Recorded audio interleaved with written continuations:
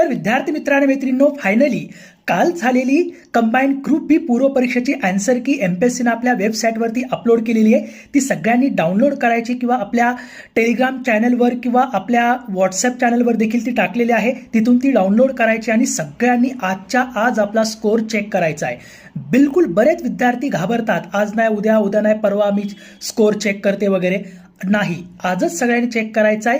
जो काय आपला स्कोर येईल तो ॲक्सेप्ट करायचा आहे. आणि सगळ्यात महत्त्वाचं, जर तुमची ग्रुप बी आणि ग्रुप सी हीच जर तुमचा फोकस असेल तर लगेच तुम्ही मुख्य परीक्षेच्या अभ्यासाला सुरुवात करायची. रिझल्ट काहीही असो, आज नाही उद्या आपल्याला ह्या ग्रुप बी आणि ग्रुप सीच्या पूर्व आणि मुख्यचा अभ्यास करायचाच आहे.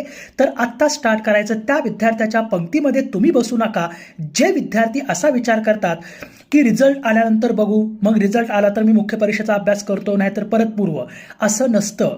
लक्षात घ्या, तुम्ही जर आत्ता मुख्य परीक्षेचा अभ्यास सुरू केला तर पुढची पूर्व परीक्षा, मग ती ग्रुप सी पूर्व असेल किंवा पुढची येणारी ग्रुप बी पूर्व असेल, ती 100% तुमची क्वालिफाय होते. सो त्याच्यामुळे पूर्व परीक्षेच्या अगोदर आपला मुख्य परीक्षेचा अभ्यास पूर्णपणे झालेलाच पाहिजे. तर त्या विद्यार्थ्यांसारखं बिलकुल तुम्ही विचार करू नका.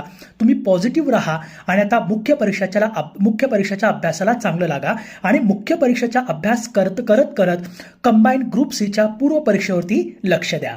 तर सगळ्यांनी आजच्या आज आपला स्कोर तुम्ही चेक करायचा आहे आणि तो जो काही स्कोर येईल तो ॲक्सेप्ट करायचा आहे. जर स्कोर कमी आला तर नाराज होऊ नका आणि स्कोर जास्त आला तर जास्त ओव्हर कॉन्फिडंट होऊ नका.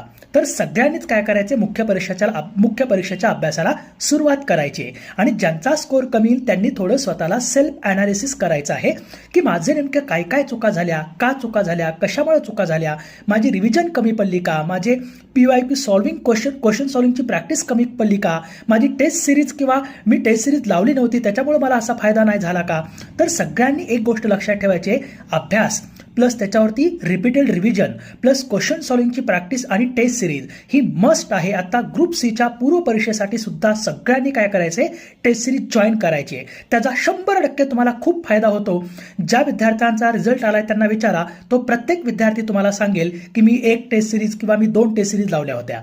तर सगळ्यांनी काय करायचे, अभ्यास plus revision multiple revisions plus PYQ solving plus test series या गोष्टी करायच्याच आहेत. आणि आता मुख्य परीक्षेच्या अभ्यासाला सुरुवात करायची आहे. तर तुम्हाला पुढील वाटचालीस खूप खूप शुभेच्छा. धन्यवाद.